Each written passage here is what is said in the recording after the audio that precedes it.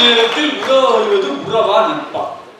சோறு போட்டவல்ல அம்மா, சொல்லி கொடுத்தவல்ல அப்பன், உறவுதாய எப்பயுமே கூட வருது.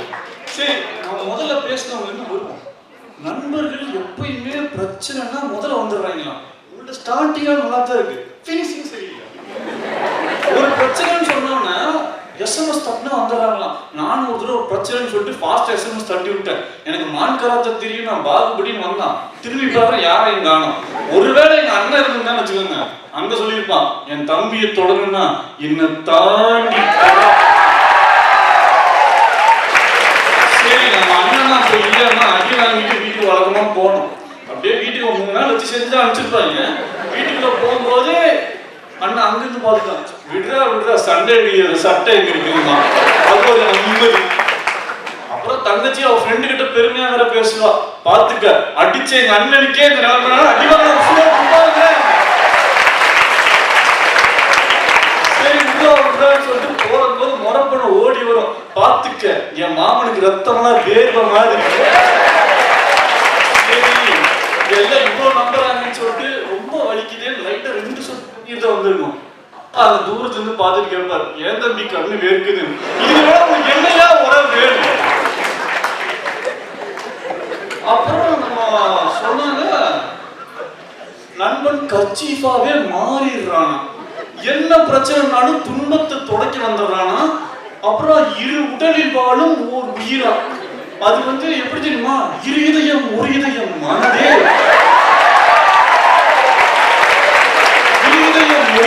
மனதே அப்படின்றாங்க. நடுவில் ஒரு பொண்ணு மட்டும் வரட்டும், அந்த ஒரு இதயம் நடுவரே, அந்த ஒரு இதயம் ஒருங்கி போனதே.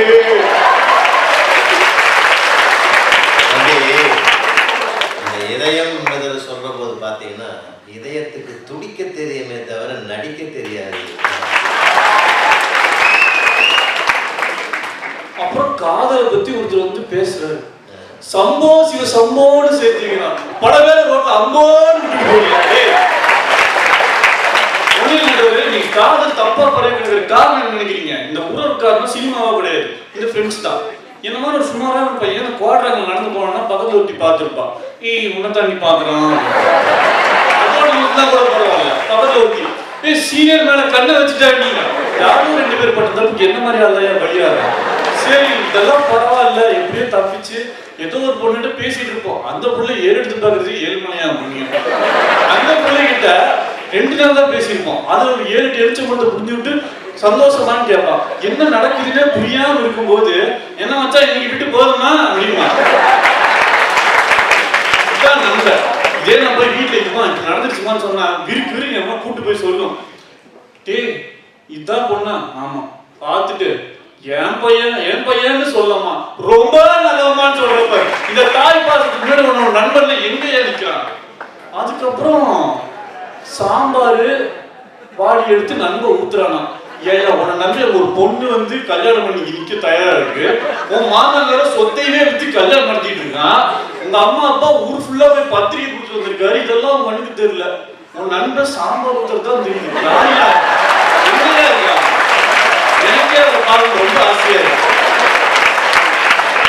அப்புறம் மேல் படிப்புக்கு படிக்கணும்னு சொன்னாராம், வீட்டுல உட்லியா நண்பர் ஊக்கப்படுத்தியே சொன்னாங்களாம். நான் இப்படிதான் போய் சொன்னேன் ஒருத்தர்கிட்ட. அவன் சொன்னான், நான் டெல்லியில பேசுறேன் மச்சான், அவன் பிரச்சனை டெல்லியில பேசுறேன் அப்படின்னு சொல்லி.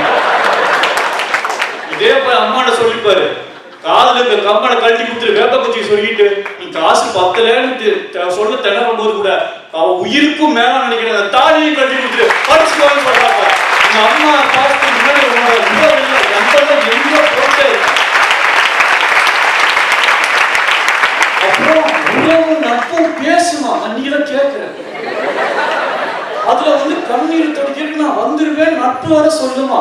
இது அப்படியே தஞ்சாவூர் கல்வெட்டுல எழுதிட்டு அங்கேயே உட்காந்துருக்கீங்க.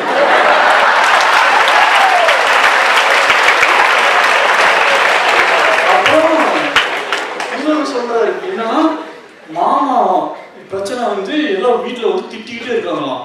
ஒண்ணும் இல்ல, இப்படிதான் ஒருத்தன் என் ஃப்ரெண்டு கிட்ட கடன் வாங்கி சட்டையை போட்டு பொண்ணு பார்க்க போனான். போராடம்லாம் சொல்றான். மாப்பிள்ளை இவருதான், சட்டை மட்டும் எழுதி, மாப்பிள்ளை இவருதான், சட்டை மட்டும் எழுதி. வெறுத்து போய் சட்டையவே கிழிச்சிட்டேன். பையன் ஓடுறான். பின்னாடிதான் என் மாமங்கார ஓட்டுறான். டேய் மாப்பிள்ள சட்டையா கூட நீ நல்லா தாட்டா இருக்க, வாடா வாடா வாடா.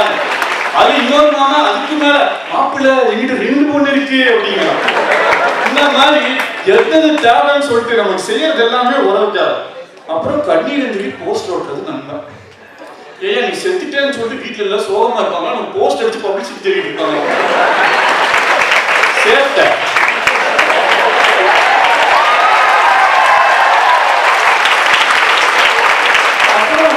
நண்பர் வந்து பிளட் கொடுக்க உதவி செய்யறாங்களாம். என்ன ஒரு சாலை சிறந்த செயல், ஒரு யூனிட் பிளட் அங்க வாங்கிட்டான். வாங்கிட்டு மச்சான் 90ல போ, 100ல போ, 108 ஏற்றி விட்டுறான். அங்க போய் ஹாஸ்பிட்டல் நின்று அழுதுட்டு இருக்கிறது யாரு? நம்ம அம்மா அப்பா உறவுக்காரங்க, வேற யாரும் கிடையாது. அதுக்கப்புறம் சில்லறையும் நோட்டுக்கும் என்ன ஒரு எடுத்துக்காட்டு. உறவுகள் எல்லாம் சில்லற மாதிரியா எல்லா வேலையும் செஞ்சு சொல்லிக்கிட்டே இருப்போமா. நட்பு வந்து செஞ்சுட்டு அப்படியே போயிடுமா. நடுவில் நீங்க எங்க கள்ள சில்லறைன்னு கேள்விப்பட்டிருக்கீங்களா? கள்ள நோட்டு கேள்விப்பட்டிருக்கீங்களா?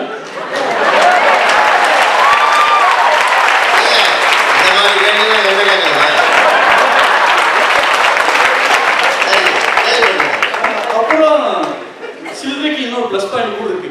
இருக்கிற இடத்த கலகலகலன்னு வச்சிருக்கோம். ஆனா நோட்டு அப்படி கிடையாது, இருக்கிற இடமே தெரியாது.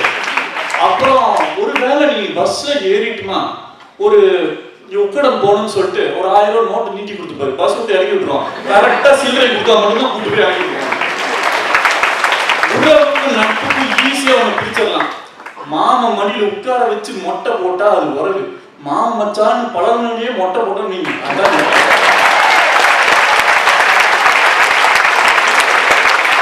அப்புறம் நான் பட்டிமன்ற இதை பத்தி பேசிட்டு இருக்கும்போது ஒருத்தங்க வந்து பாயிண்ட் எடுத்துட்டு இருந்தாங்க.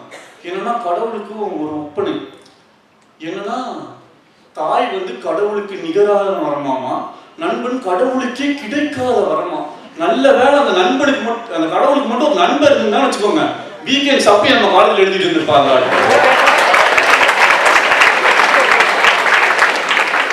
அதுக்கப்புறம் இதெல்லாம் வந்து சொல்றதெல்லாம் ஓகே, நம்மளை விட அழகான அறிவான பண்பான பணக்காரனான மாப்பிள்ளையே வந்தாலும் நம்ம முறப்பன் நம்மகிட்ட வந்துட்டு, மாமா என்னை எத்தனையோ பேர் பொண்ணு பார்த்துட்டு போனாங்க, எனக்கு யாரையுமே பிடிக்கல, ஆனா நீ ரொம்ப லக்கீன்னு நம்பர், அதை விட சந்தோஷம் நீங்க உறவுதாயா தருவோம், நன்மை என்னையா தருவோம். நமக்கு அதை ஸ்டைல சொல்லணும்னா, நாங்கள் உறவுகளுக்கு உதவி செய்யறதுதான் உங்க பிரச்சனை, உதவி செய்வோம்டா, உயிரையும் கொடுப்போம். யா வேஷ்டி மடிச்சுக்கிட்டு நீ போய் ஸ்டைல கத்தா கச்சச்ச கச்சச்ச கச்சச்ச.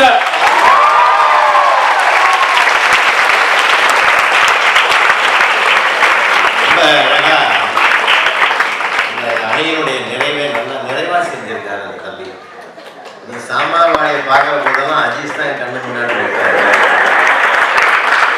சாம்பார் வாழையை என்னமா மறுத்தார் பார்த்தீங்களா, சில்லறையை எப்படி மறுத்தார் பார்த்தீங்களா, போஸ்டரை எப்படி மறுத்தார் பார்த்தீங்களா, அதுதான் அவருடைய சுயம்.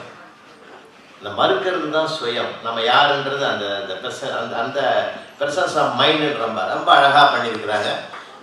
இந்த அணி ரொம்ப 4 பேருக்கு என்னுடைய நஞ்சான